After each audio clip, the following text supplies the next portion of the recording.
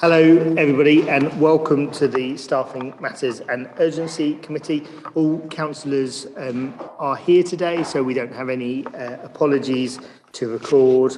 First agenda item is declarations of interest, so I'll just give a couple of seconds in case there are any additional declarations to declare. If not, nothing to record today.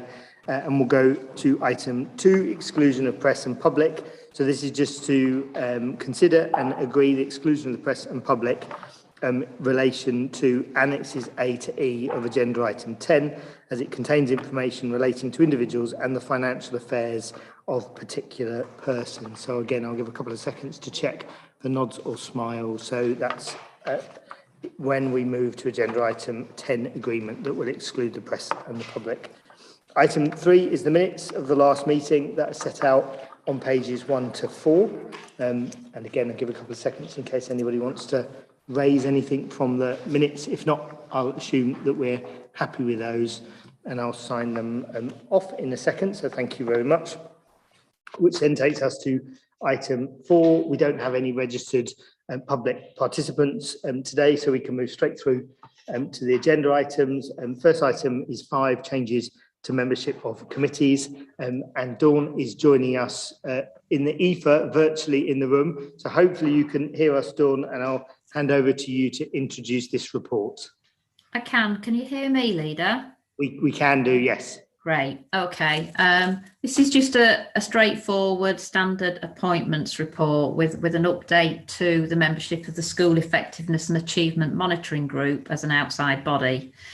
We've simply been asked to ask you to invite Councillor Webb to replace Councillor Fitzpatrick on this group.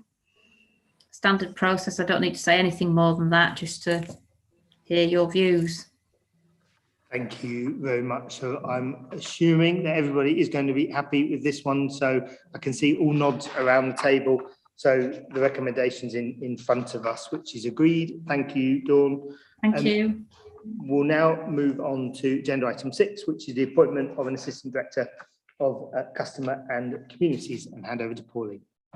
Thank you, Chair.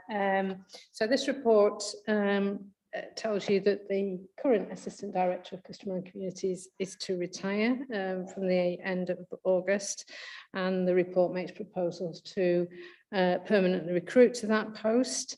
The post is relatively new, in line with the structure that was approved last year and came into being when I became Director of Customer and Communities. And the structure is intact and remains intact to reflect what was agreed then. And I propose that that moves forward. It is sustainable. And if you look on page 10 at the top, you'll see the current structure and the responsibilities. We have a small minor change in that we have a very small team moving into under the head of communities called Supporting Families. A very small team funded, temporarily funded for the next 2 years, very much focused on early intervention and prevention work, which sits very well with the communities team. So that's the only change there.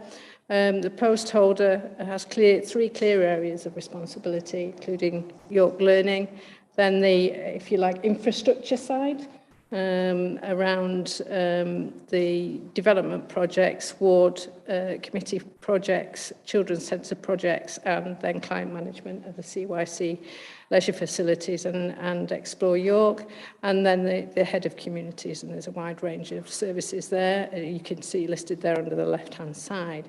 The post holder also directly leads on the council's relationship with the cultural and heritage sector and manages the client arrangements for Make It York, is absolutely key to the council's relationship with voluntary community and faith sectors, and leads the council's contribution to equalities and human rights partnership arrangements. But this is an area where there currently isn't any dedicated staffing.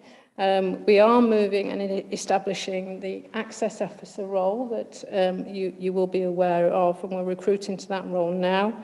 And we're looking to grow capacity within that function for diversity, equality and inclusion, and that'll be corporately supported role, and we'll be working closely with HR and the policy team to drive that forward as well.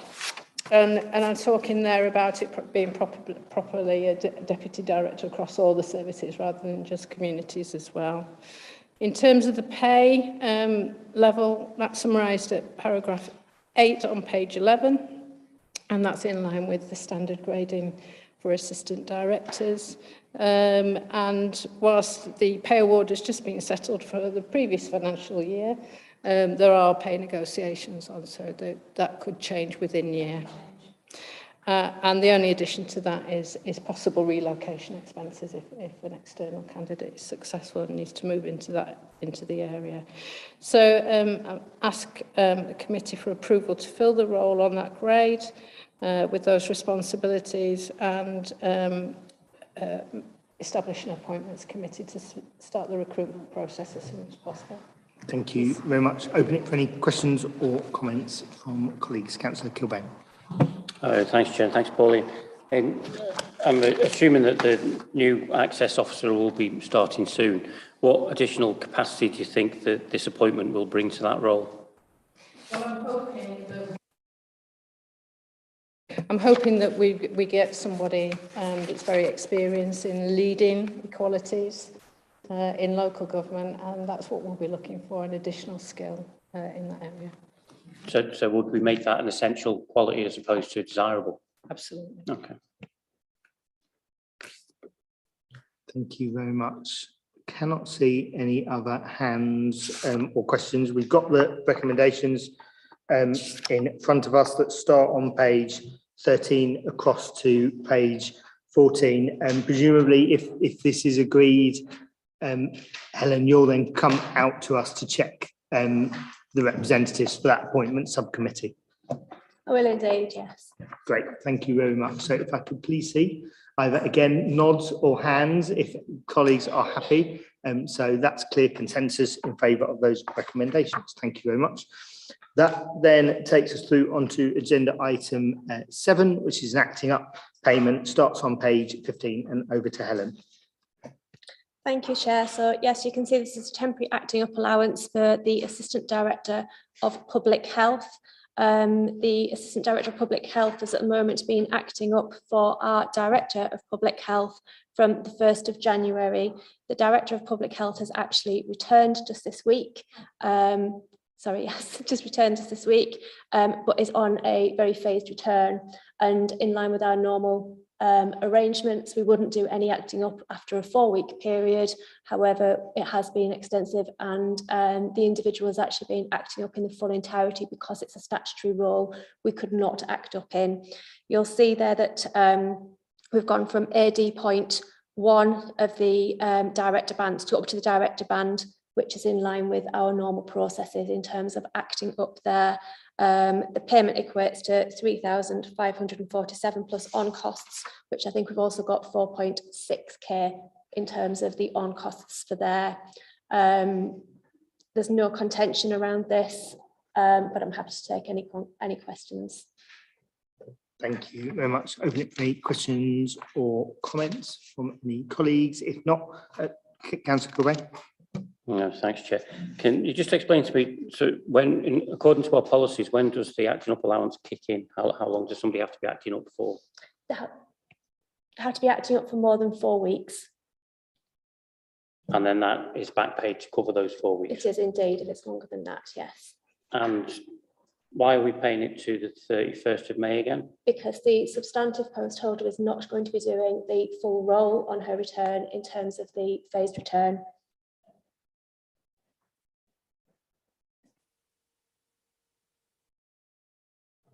Okay, thank you very much. So we've got the recommendation in front of us, which goes on to page 17. If again, please see if colleagues are happy, either a nod or a show of hands. So again, a consensus in favour of that. Thank you very much. Which then takes us through on to item 8, the work plan, and back to Helen. Thank you, Chair. So the next meeting is the 16th of May, where we don't actually have any other main agenda items. The only standard item we've got is the redundancy, retirement and settlement agreements. As you know, this committee only has these to note. So we have none in the pipeline as yet, but that doesn't mean to say that there won't be any forthcoming, but we may want to review that. I've got no other main reports due to come on the 16th of May. June, we had put forward in terms of the workforce demographics that won't be available any earlier, and that's everything from our year end, so at the 31st of March. So that will include sickness, workforce analysis, etc. We also plan to bring you executive recruitment searches, which was something that was being requested by this committee. And as I did in the last committee meeting in March, we will review the retention payments. If there is any retention payments, you would get a report. At the moment, there is nothing to come through at this point in time. There isn't a confirmed date, obviously, for June as yet, hence why it's to be confirmed.